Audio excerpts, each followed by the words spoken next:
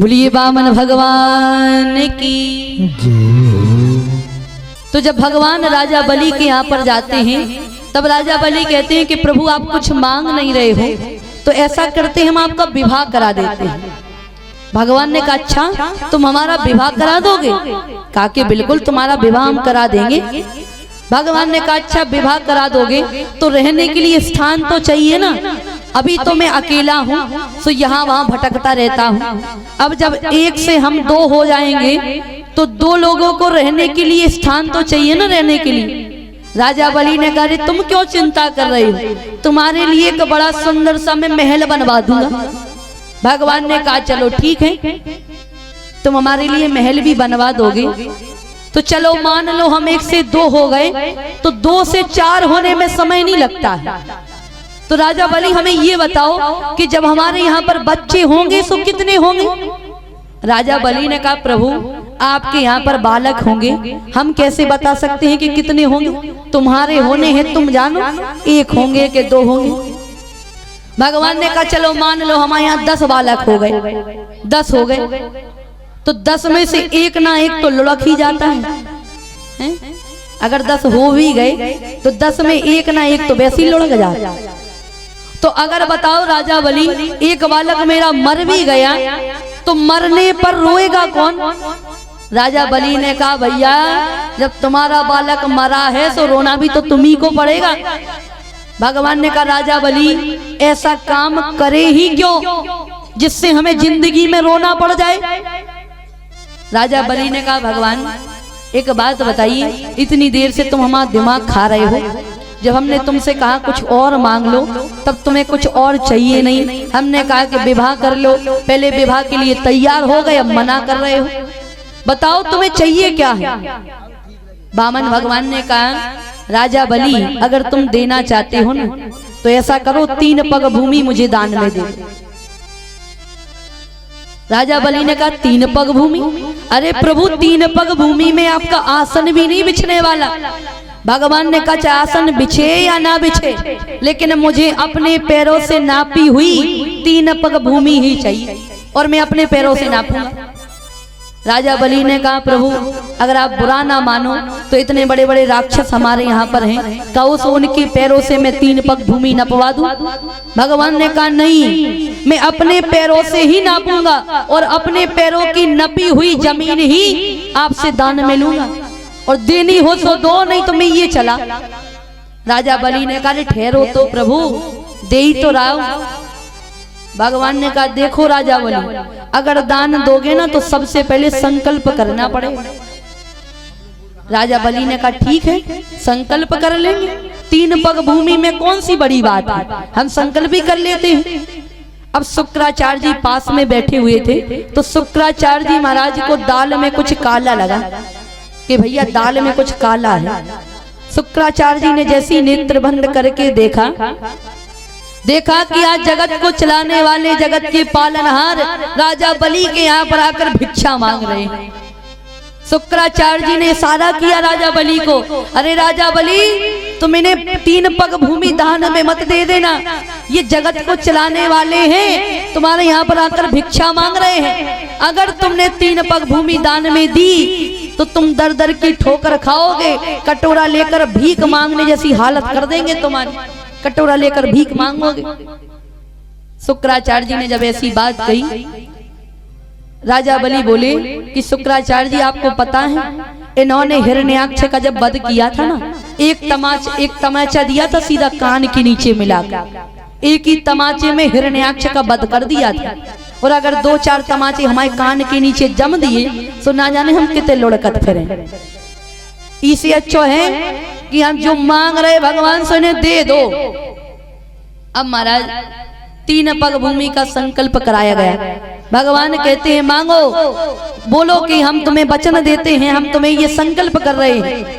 कहा कि ठीक है प्रभु हम आज आपको ये संकल्प करते हैं कि 3 पग भूमि मैंने आपको दान में दी। कहा राजन ऐसे नहीं चलेगा, पहले हाथ में जल लीजिए, जल से संकल्प कीजिए। और जैसे ही राजा बलि कमंडलू से जल निकालने लगे तो कमंडलू से जल नहीं निकला। उसमें शुक्राचार्य जी उस छिद्र में जाकर बैठे थे कमंडलू के। शुक्राचार्य जी घुस गए कि आज मैं जल नहीं निकलने दूंगा। अब महाराज शुक्राचार्य जी महाराज जैसे छिद्र में जाकर बैठे थे तो जैसे राजा बलि ने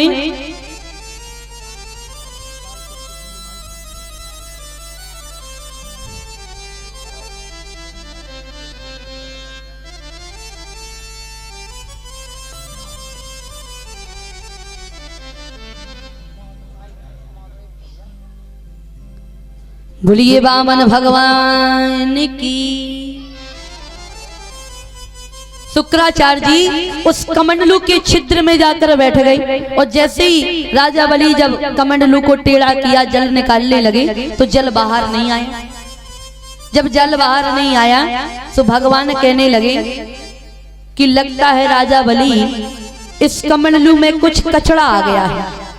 भगवान ने कुशा उठाई और कमंडलू के छिद्र को साफ करने लगे और जैसे ही छिद्र को साफ किया शुक्राचार्य जी बैठी थी छिद्र में तो शुक्राचार्य जी महाराज की आंखों के दोनों फल फ्यूज कर दिए भगवान ने। और जैसे ही भगवान ने दोनों बल्ब फ्यूज किए शुक्राचार्य जी उस छिद्र में से निकल कर भागे। फिर भगवान ने हाथ में जल लिया। अब भगवान कहते हैं कहो राजा बलि कि आज मैंने तुमको 3 पग भूमि तुम्हें दान में दी।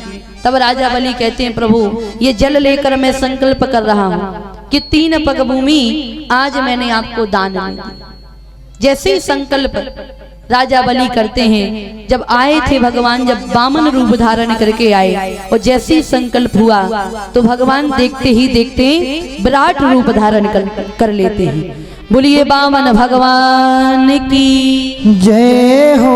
आज भगवान ने जब विराट रूप धारण किया राजा बलि भगवान के स्वरूप को देख रहे हैं कि भगवान पहले छोटे थे अब भगवान इतने विशाल हो गए कि भगवान का चेहरा भी दिखाई नहीं दे रहा। अब भगवान ने जब एक पग उठाया अपना एक पैर उठाया और एक पैर में सतलोक को नाप लिया और दूसरे पैर में पूरी पृथ्वी को नाप लिया। पूरा राजा का पूरा राजपाठ नापा गया। अब भगवान कहते हैं राजा बलि बताओ 2 पग में मैंने राजपाठ नाप लिया है अब बताओ ये तीसरा पग कहाँ धरूं। तब राजा बलि ने कहा प्रभु एक बात बताइए दान देने वाला बड़ा होता है कि दान लेने वाला बड़ा होता है। कहा भैया दान देने वाला ही बड़ा होता। भगवान ने कहा प्रभु भगवान कहते हैं कि राजा बलि दान देने वाला बड़ा होता है। राजा बलि ने कहा प्रभु जब दान देने वाला बड़ा होता है तो मैंने तो दान आपको दिया है तो मैं तो बड़ा हुआ ना तो मेरी तो बात आपको माननी पड़ेगी। भगवान ने कहा मांगो क्या चाहते हो। कहा प्रभु मुझे कुछ चाहिए नहीं है हम ये चाहते हैं कि ये जो तीसरा पग आपका है ये तीसरा पग आप मेरे सिर पर धर दीजिए। राजा बलि ने जब ऐसी बात कही भगवान मन ही मन गदगद हो गए कि राजा बलि मैं तुम्हें छलने के लिए आया था लेकिन तुमने हमें छल लिया। भगवान ने तीसरा पग उठाया और तीसरा पग राजा बलि के सर पर धर दिया। अब भगवान कहते हैं मांगो राजा बलि क्या चाहते हो। राजा बलि ने कहा प्रभु हम कुछ चाहते नहीं हैं हम ये चाहते हैं कि जब भी मैं अपने महल के भीतर जाऊं सो आपके दर्शन करूं और जब भी महल के बाहर आऊं सो आपके दर्शन हो जाए। भगवान ने सोचा कि ये पहरेदार बनने के लिए कह रहा है और मुझे पहरेदार बनना पड़ेगा। तो भगवान आज भी राजा बलि के यहाँ पर 52 द्वार हैं और 52 ही द्वार पर भगवान वामन रूप धारण करके 52 ही द्वार पर आज भी पहरा दे रहे। जब कुछ दिन बीते तब लक्ष्मी जी को बड़ी चिंता हुई कि भैया कई दिन बीत गए लेकिन हमारे पति लौट कर नहीं आए। उसी समय नारद जी का आगमन हुआ स्वर्ग में। लक्ष्मी जी बड़ी चिंता में बैठी हुई थी। नारद जी ने पूछा कि लक्ष्मी जी बड़ी चिंतित दिखाई दे रही क्या बात है। लक्ष्मी जी ने कहा नारद जी आपको क्या बताऊं हमारे पति गए थे राजा बलि को छलने के लिए और भैया कई दिन हो गए लेकिन लौटे ही नहीं है। क्या पता उनका वहीं रहने का मन हो गया शायद। नारद जी ने कहा अरे मन नहीं हुआ अरे वहां जाकर देखो वो जाकर राजा बलि के यहाँ पर पहरा दे रहे हैं पहरेदार बनकर जी रहे। लक्ष्मी जी ने कहा बताइए हमारे पति लौटेंगे कैसे। नारद जी ने कहा एक काम बताता हूँ कुछ दिनों के बाद में रक्षाबंधन का त्योहार आ रहा है तुम ऐसा करना राखी लेकर राजा बलि के यहाँ जाना राखी लेकर आवाज बढ़ाओ, राखी लेकर तुम राजा बलि के यहाँ पर जाना और रक्षाबंधन में तुम राखी बलि महाराज को बांध देना।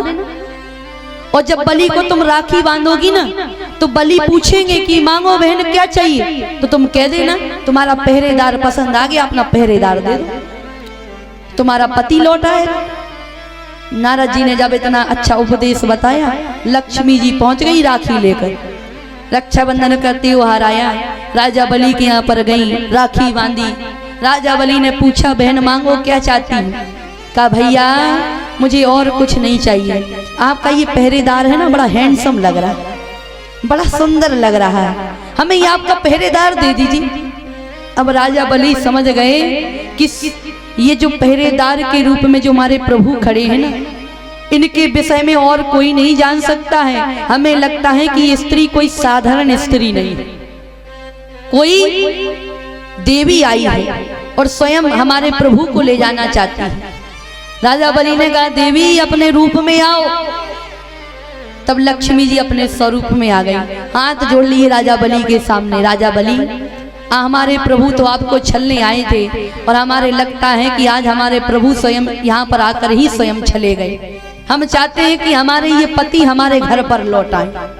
राजा बलि जब लक्ष्मी जी की बात को सुनते हैं तो लक्ष्मी जी के हाथ में हमारे प्रभु का कन्यादान करते हैं। कन्यादान किया और भगवान की विदाई अपने यहाँ से करते हैं। बोलिए वामन भगवान की जय हो। तो प्रभु से कहना है कि प्रभु आपने इतने बड़े बड़े राक्षसों को तारा है, मीरा को तारा, सबरी को तारा, हिरण्याक्ष का वध किया, हिरण्यकश्यपु को तारा। जब आपने नरसिंह रूप धारण करके जब हिरण्यकश्यपु को तार सकते हैं प्रभु, तो हम तो छोटे मोटे पापी हैं, तो प्रभु हमको भी तो तारी है। बड़ा सुंदर भाव है कि तारा है सारा जमाना, हो नाथ हमको भी तारो, हमको भी तारो नाथ, हमको भी तारो, ये हमको भी तारो नाथ, ये हमको भी तारो। अरे तारा है सारा जमाना, नाथ हमको भी तारो। ये तारा है सारा जमाना, नाथ हमको भी तारो।